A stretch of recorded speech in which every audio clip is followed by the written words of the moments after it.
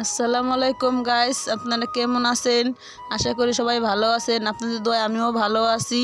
আজকে আমি রান্না করব ছোলা বুট দিয়া খিচুড়ি। এখন আমি আলু ভেজে নিব। আলু ভেজে নিয়ে তার সাথে মুরগির মাংসটা একটু ভেজে নিব।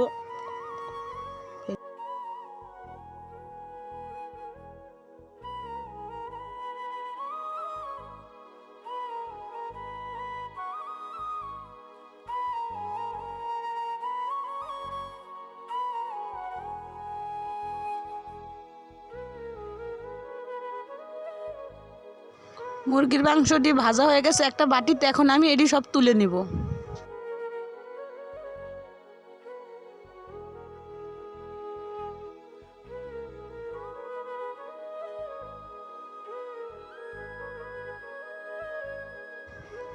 আমি এখন মাংস ভাজার তেলের মধ্যেই পেস্ট কুচি দিয়ে দিব।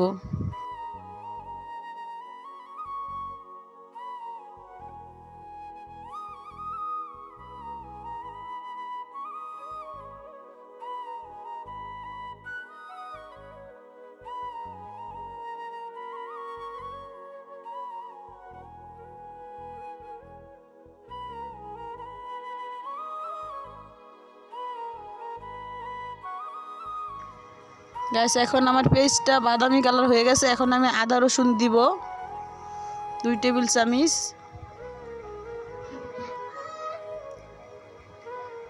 দিয়ে একটু ভেজে নিতেছি।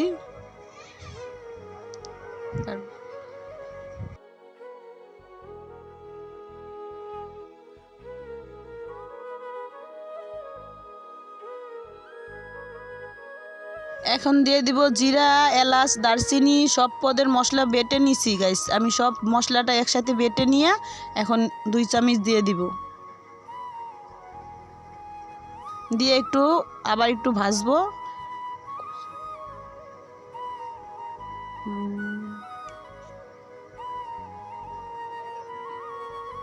কষা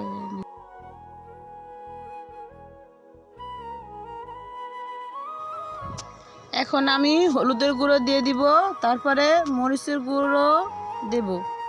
দিয়ে ভালো করে কষায় নিব। মশলাটা ভালো করে অনেকক্ষণ কষাবো, জানি কাঁচা গন্ধ না আসে মশলার মধ্যে।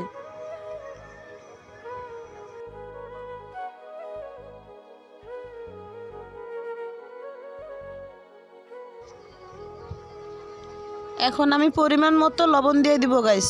তারপরে ভালো করে কষাবো মশলাটি। মশলাটি কষানো হয়ে গেছে। এখন পানি ঢেলে দিব একটু, তারপরে কষাবো আবার সুন্দর করে।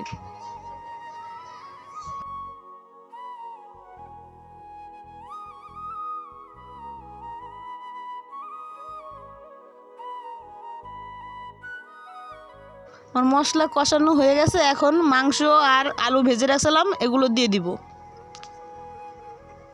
দিয়ে ভালো মতন কষিয়ে নিব। আমি ছোলা বুট আগে সিদ্ধ করে রেখে দিয়েছিলাম, এখন ওটি দিয়ে দিব। দিয়ে ভালো করে রান্না করে মিশাবো।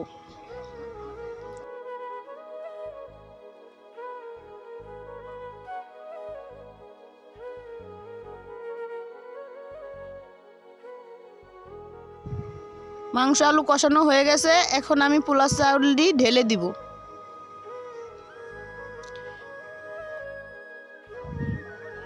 ভালো মতন মিশিয়ে নিব চাল আর ওই মাংসটি। ভালো মতন মিশিয়ে নেব। পোলাও চালগুলো ভাজা হয়ে গেছে। এখন পরিমাণ মতন পানি দিয়ে দিব।